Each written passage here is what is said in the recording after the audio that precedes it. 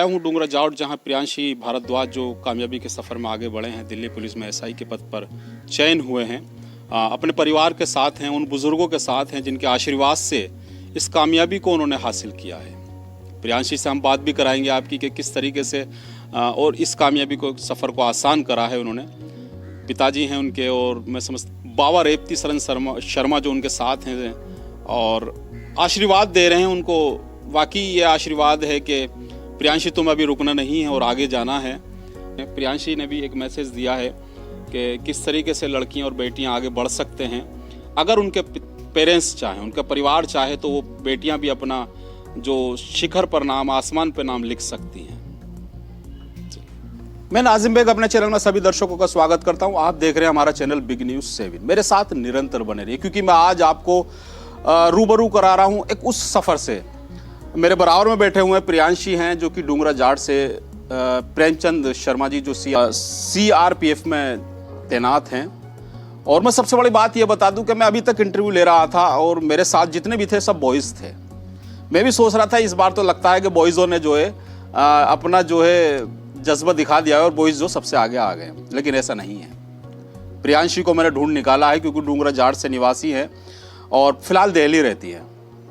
लेकिन मेरा उनसे फ़ोन पर बात होती रही, उनके पिताजी से फ़ोन पर बात होती रही, प्रेमचंद शर्मा जी से। उन्होंने बताया, क्योंकि मैंने उनको याद दिलाया कि वाकई एक मिट्टी, हमारे जो क्षेत्र की मिट्टी है, वो आप नोएडा दिल्ली लेकर चले गए हैं, और उसको हम चाहते हैं कि अपने चैनल के माध्यम से हम उस मिट्टी को उन छात्र छात्राओं से रूबरू कराएं, उन छात्र छात्राओं को मोटिवेशन कराएं जो कि अभी छात्राएं, मैं समझता हूं कि हमारे चैनल को देख भी पा रही थी। उन्होंने हमसे भी कहा था कि क्या इस बार छात्राओं ने बाजी नहीं मारी है CGL में, SSC में।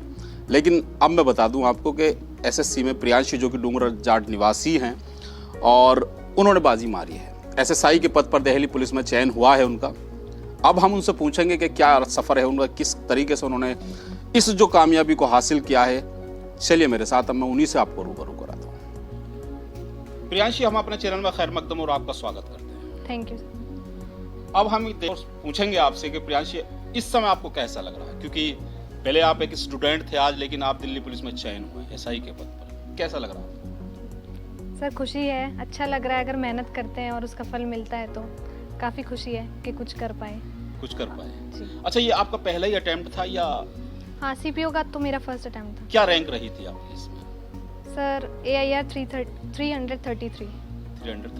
ये बड़ी बात है, क्योंकि टॉपर रहना अच्छी बात हो, क्योंकि हम देखते हैं कि कुछ नंबर 1 से रह गए, 2 से रह गए, लेकिन टॉपर बनना बहुत बड़ी बात होती है। बड़ी उसके लिए बड़ी मेहनत करनी पड़ती है, क्योंकि सफलता इतनी आसानी से नहीं मिलती, उसके लिए बड़ी मेहनत करनी पड़ती है, जो कि प्रियांशी ने की थी। प्रियांशी, ये जो आप सफलता मिलती है, इसका श्रेय किसको देना चाहते हैं? सर सबसे पहले तो अपने घर वालों को ही, पेरेंट्स को, मम्मी पापा, और सबसे पहला श्रेय तो उन्हीं का है, क्योंकि सपोर्ट, जब तक पेरेंट्स सपोर्ट नहीं करते हैं तो बच्चा कुछ कर ही नहीं सकता है। अच्छा, जैसे पिताजी CRPF में थे और वर्दी वो पहना करते थे, आप बचपन में थे, तो क्या लगा करता था कि ये जो वर्दी है ये मेरे कांधे पर भी होना चाहिए? ऐसा लगता था, क्योंकि आपने जो चयन किया है पुलिस का? हाँ, मतलब इंस्पिरेशन तो मिलती है। अगर हम नॉर्मली भी कोई एक सिविलियन भी एक वर्दी वाले को देखता है तो इंस्पायर होता है। तो हमारे तो घर में ही थे, तो मतलब लगता था कि हाँ बहुत अच्छी लगेगी, लेकिन अपनी कमाई हुई ज़्यादा अच्छी लगेगी, तो इसीलिए। अच्छा, देश के प्रति क्या जज्बा है आपका? सर ये है कि ऑनेस्टी के साथ काम करना है अपने देश के लिए, और स्पेशली वुमेन के लिए। मतलब जो भी करना है ऑनेस्टी के साथ करना है, ये है। प्रियांशी, अभी यहीं रुकना है या आगे जाना है? सर अभी तो लाइफ में, मतलब मैं चाहूँगी कि आगे मैं और एग्ज़ाम्स दूँ। अगर इससे बेटर मुझे ऑप्शन मिलता है तो मैं जाऊँगी फिर उसमें। अच्छा। प्रियांशी, देखते हैं हम प्रियांशी के इस जो आप मेहनत करी है, आपने सफलता मिली है आपको, इसके लिए आपने सब कुछ को दूर करो। मैं समझता हूँ रिलेटेड शादियाँ हो, रिलेटेड जो फंक्शन होते हैं, उनको आपने छोड़ा होगा। ऐसा भी हुआ था कभी? नहीं छोड़ा? ये बड़ी बात है, क्योंकि शौक भी पूरे करे, और मैं समझता हूँ मतलब ऐसे नहीं कि बिल्कुल ही छोड़ दिया। मतलब जाती थी मैं लिमिटेड टाइम पीरियड के लिए, क्योंकि इतना भी नहीं मतलब पढ़ा जाता है। अगर तुम रिफ्रेशमेंट के लिए भी कहीं नहीं जाते हो, हमेशा पढ़ते रहते हो, तो फिर थोड़ा ब्रेक नहीं हो पाएगा। ब्रेक के बाद एक अलग एनर्जी होती है और फिर हम और अच्छे से बढ़ पाते हैं, पर ज़्यादा लंबा ब्रेक नहीं होना चाहिए। ये है। प्रियांशी चंचल स्वभाव आपकी हैं और वो बता रही हैं कि मैं जो इवेंट्स हुआ करते थे, हमारे मेरे परिवार के इवेंट्स हुआ करते थे, मैं उनमें जाया करती थी और जिस तरीके से भी हुआ करता था, हालांकि कम जाया करती थी लेकिन जाया ज़रूर करती थी, क्योंकि एक जो माहौल होता है वो भी चेंज करना बहुत ज़रूरी होता है। वो किया करते थे। प्रियांशी, शौक क्या रखते हैं आप? सर हॉबीज़ क्या है आपकी? बुक्स पढ़ना पसंद है और स्पोर्ट्स में बैडमिंटन खेल लेती हूँ। अभी तो घर पे ही रहती हूँ तो भाई बहनों के साथ ही बैडमिंटन में कौन सा खिलाड़ी आपको सबसे ज़्यादा पसंद है? सर मेरे को अभी जो साइना नेहवाल मेरे को पसंद है। साइना नेहवाल हमारे चैनल के माध्यम से सुन और रही पीवी होंगी। सिंधु भी मतलब अच्छा कर रही है, तो वो भी अच्छा। प्रियांशी आपको बहुत पसंद करती हैं। क्या कहना चाहती हैं अपने सहपाठियों से, क्योंकि आप उनकी अब रोल मॉडल बन चुकी हैं? क्या कहना चाहते हैं उनसे आप? किस तरीके से उनको पढ़ाई करनी चाहिए? सर मैं तो बस यही बोलना चाहती हूँ कि आप करते रहिए, रेगुलर रहिए अपनी पढ़ाई में और अपने ऊपर कॉन्फिडेंस रखिए। अगर आपको अपने ऊपर कॉन्फिडेंस नहीं होगा तो किसी को भी नहीं होगा। और पेरेंट्स से भी मैं बोलना चाहूँगी कि अपने बच्चों पे थोड़ा विश्वास रखिए, वो कर लेंगे। अगर वो सीरियस आपको लगते हैं तो आज नहीं होगा, कल नहीं होगा, 1-2 साल बाद उनका हो ही जाएगा।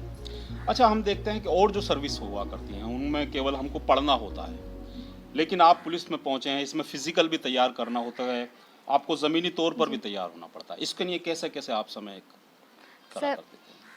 पहले इसमें प्री एग्ज़ाम होता है, जी जी।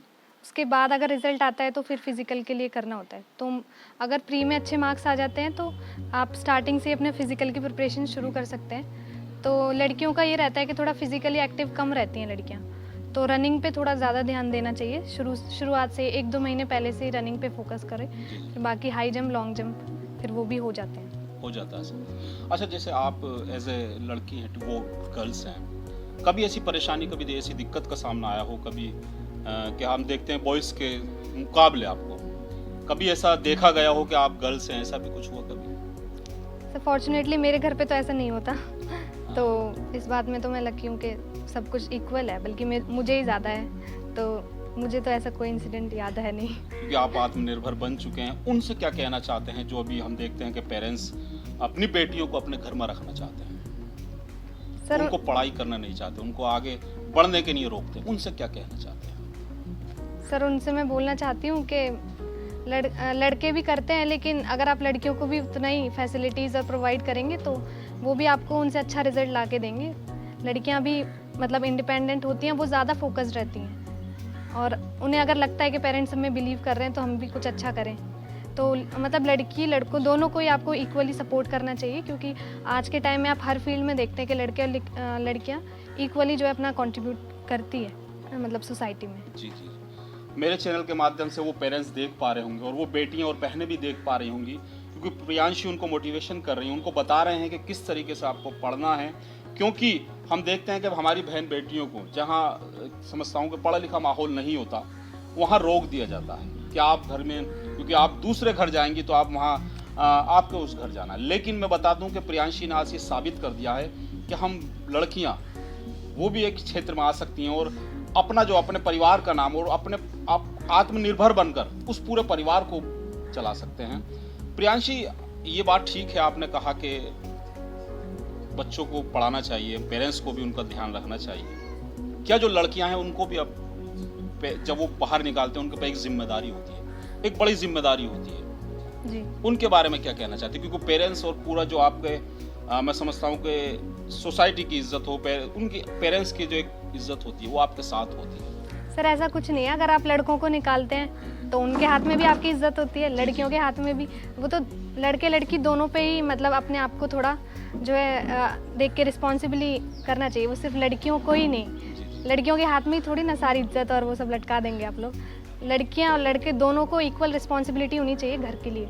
अगर आपको लोग मतलब विश्वास कर रहे हैं पेरेंट्स, तो आप उस चीज़ का ध्यान रखें। ये सवाल मेरा आपसे इसलिए था क्योंकि आप मेरे चैनल के माध्यम से हज़ारों लड़कियां मतलब हज़ारों बहन बेटी आपको देख पा रही हैं और आपकी बातों को सुन पा रही हैं। अच्छा प्रियांशी, आप क्या कहना चाहते हैं उन, जैसे हम देखते हैं कि किस तरीके की पढ़ाई जो हम जब करते हैं तो कितने घंटे की पढ़ाई हमको करनी चाहिए, जो आपको सफलता मिली है, क्या रूटीन रहा करता था आपके पढ़ाई का? सर मेरा ये था कि घंटे तो मैं नहीं चेक करती थी, लेकिन जो भी मेरा टारगेट है वो पूरा हो जाए। कभी ज़्यादा टाइम लग जाता था, कभी कम, तो नॉर्मली एवरेज 5 से 6 घंटे भी अगर आप रेगुलर पढ़ते हैं, कभी 5, जी तो मतलब रेगुलर रहना है आपको। ऐसे नहीं कि आप 1 महीने का गैप ले लिया तो फिर नहीं हो पाता। आपको रेगुलर पढ़ाई करनी है। 1-2 दिन का ब्रेक ले सकते हैं, 2-3 दिन का, लेकिन ज़्यादा नहीं। रेगुलर रहिए और अपना पढ़ते रहिए 4-5 घंटे, 6 घंटे। तो अच्छा, कहते हैं कि काबिल बनो कामयाब नहीं, इस पर क्या कहेंगे आप? सर, मैं यही कहना चाहूँगी कि काबिलियत मतलब आपकी बातों से भी झलकती है, आपके बिहेवियर से भी झलकती है। ऐसा नहीं कि आप कामयाब हो जाएंगे और आप कुछ कर नहीं रहे हैं समाज के लिए, तो फिर उसका भी कोई फ़ायदा नहीं है, तो फिर आप काबिल भी नहीं है।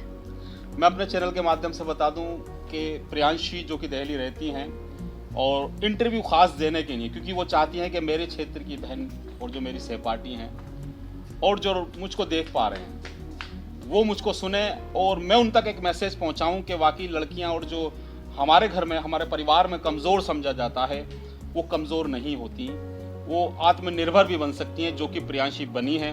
प्रियांशी और क्या कहना चाहते हैं हमारे चैनल के माध्यम से उन बहन बेटियों को, उन छात्र छात्राओं को और उन जो अभी रनिंग में हैं, जो मैं समझता हूँ कि तैयारी कर पा रहे हैं, उनसे क्या कहना चाहते हैं आप? सर, मैं उनसे ये बोलना चाहती हूँ कि आप अपनी पढ़ाई पे ध्यान दीजिए, उस पर फोकस रखिए और ज़्यादा रिजल्ट के बारे में मत सोचिए कि कैसा जाएगा। आप अपने टारगेट्स को पूरा कीजिए, उस पर फोकस कीजिए कि आपको पढ़ना क्या है। धीरे धीरे वो कवर हो जाएंगी चीज़ें। पहले से ही मत डरिए कि बहुत ज़्यादा सिलेबस है यहाँ, वो डर लगता है सबको, लेकिन धीरे धीरे अगर आप स्टार्ट करेंगे तो वो हो, धीरे धीरे आप पूरा करिए उस चीज़ को और रिजल्ट फिर आपके फाइनली हाथ में आ ही जाएगा।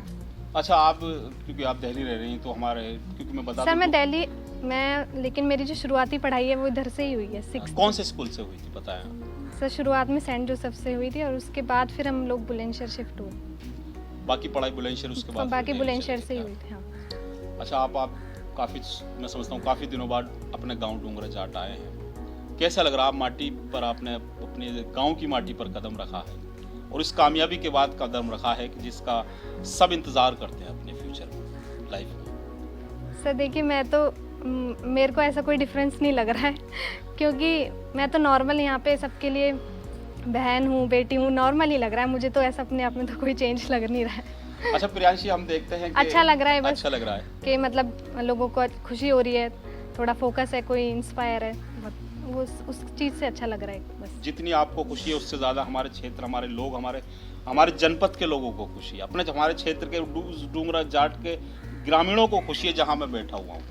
वो भी हमसे बार बार पूछ रहे थे कि भाई हमारे गांव की डूंगरा जाट से एक प्रियांशी हैं जो कि सफलता के करियर में आगे बढ़े हैं, उनके बाद आप इंटरव्यू नहीं ले पा रहे, तो हमने आपसे कांटेक्ट करा और आप हमारे इंटरव्यू में आइए, इसलिए हम आपका, मैं समझता हूँ कि थैंक यू और वेलकम भी कहेंगे।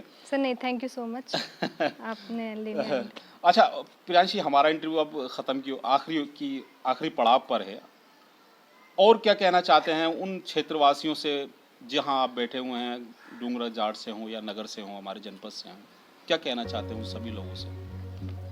सर वैसे इनको कुछ बताने की ज़रूरत है नहीं, खुद ही हमारे क्षेत्र के लोग काफ़ी आगे निकल चुके हैं हर फील्ड में। जी जी जी। और बस यही कहना चाहती हूँ कि अपने बच्चों को थोड़ा सपोर्ट करिए, एजुकेशन में आगे ले जाइए और स्पेशली ध्यान रखिए, और मतलब यही है कि सबकी रेस्पेक्ट करें, अपना गांव का नाम रोशन करें, यही बोलना चाहती हूँ।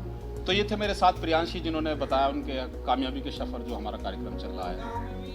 अब मेरा दायित्व बनता है कि प्रियांशी भारद्वाज जो कि सफलता के क्रम में आगे बढ़े हैं, मेरा भी दायित्व बनता है कि मैं उनके पिताजी से भी आपको रूबरू कराऊं। मेरे साथ प्रेमचंद शर्मा जी हैं और मैं पूछूंगा, क्योंकि मेरे साथ प्रियांशी ने बड़ी अच्छी बातें बताई कि पेरेंट्स, जो परिवार होता है आपका, वो आप पर बड़ी जिम्मेदारी से सोचता है, आपके फ्यूचर के बारे में सोचता है। वो पिता मेरे साथ प्रेमचंद शर्मा जी हैं, मैं पूछूंगा कि क्या क्या रहा और किस तरीके से प्रियांशी की पढ़ाई को उन्होंने आगे बढ़ाया। क्या कहना चाहते हैं प्रेमचंद जी आप?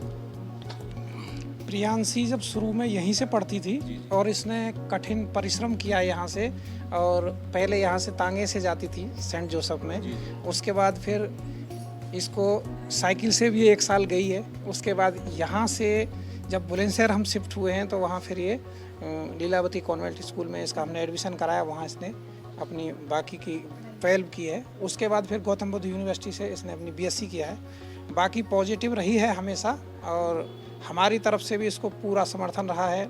लड़की या लड़का इस तरह का हमारे मन में कोई भेदभाव रहा नहीं है और रहेगा भी नहीं आगे। तो अच्छा रहा इसका शुरू से लेकर अब तक, और घर वालों से या हमारे यहाँ की मिट्टी से या डूंगरा जाट से हमारा नाता है और हमेशा रहेगा। यहाँ हम रहेंगे, बाद में भी हमें यहीं आना है। तो ये ऐसी लड़की है या लड़का है हमारे गांव में जो कि पहली लड़की या लड़का कोई भी सब इंस्पेक्टर से ज्वाइन नहीं किया है अभी तक गांव में, दिल्ली पुलिस में। बाकी और रैंकों में गए हैं, सीपीओज़ में गए हैं, लेकिन दिल्ली पुलिस में ये पहली ऐसा बच्चा है कि जो कि हमारे गांव से दिल्ली पुलिस में सब इंस्पेक्टर से गया है। अच्छा, और क्या कहना चाहते हैं उन पेरेंट्सों से जिनके बच्चों के लिए क्या कहना चाहते हैं, किस तरीके से वो एजुकेशन दिलाएं और किस तरीके से वो आगे बढ़ाएं? क्या वाकई उनको पढ़ाना चाहिए, घर में रख देना चाहिए? अभी एजुकेशन आजकल नेट इंटरनेट की एजुकेशन है, लोग नेट से पढ़ रहे हैं, घर पे भी रह के पढ़ रहे हैं। प्रियांशी ने भी ऐसे ही पूरी शिक्षा घर से ही की है और ऑनलाइन ही की है। पहले कोरोना के बाद जो इसने पूरी पढ़ाई की है वो घर पे रहकर ही की है। और मैं यही बोलना चाहता हूँ, हमारा गांव जागरूक है, वीर सैनिकों का गांव है, इसमें बहुत सैनिक हैं और हमेशा देश के लिए तत्पर रहे हैं अपने कार्य के लिए। तो बेल्ट की जो नौकरी है ये देश के लिए होती है और देश के लिए ही हम लोग समर्पित हैं। तो जो हमारा गांव है वो भी देश के लिए समर्पित है। इसमें एक से एक बच्चे अच्छे हैं, चाहे वो सिपाही हैं, चाहे आगे रैंक तक, और भी बड़े बड़े रैंक के हमारे यहाँ हैं, अधिकारी हैं, लेकिन आर्मी में हैं। लेकिन दिल्ली पुलिस में जो है वो प्रियांशी ही है जो सब इंस्पेक्टर से अभी इसको सिलेक्शन किया है। ये बहुत अच्छी बात कही। एक पेरेंट्स ने एक मैसेज भी दिया है उन पेरेंट्सों को जो अभी बहन बेटियों को कमज़ोर समझते हैं। वाकई उनको निकालना चाहिए, उनको जो शिक्षा है या जिस क्षेत्र में वो जाना चाहते हैं उनको आगे बढ़ते रहना चाहिए, उनके कदमों को नहीं रोकना चाहिए। ये पेरेंट्स ने प्रेमचंद शर्मा जी हैं, प्रियांशी जी के पिता हैं, उन्होंने मैसेज भी दिया है। तो चलिए हम चाहते हैं कि आप हमारे चैनल को सब्सक्राइब और लिंक को शेयर ज़रूर करें, जिससे कि प्रियांशी व उनके पिता प्रेमचंद शर्मा जी की बातें और जो हमारे बीच एक वार्तालाप हुई है जो एक कामयाबी के सफ़र में, वो आगे भी पहुँचे। मैं चाहता हूं कि आप हमारे चैनल को पुनः अपील करता हूं कि सब्सक्राइब लिंक को शेयर ज़रूर करें, जिससे कि हम ऐसे ही प्रतिभाओं से आपको रूबरू कराते रहें। नमस्कार एंड खुदा हाफिज़।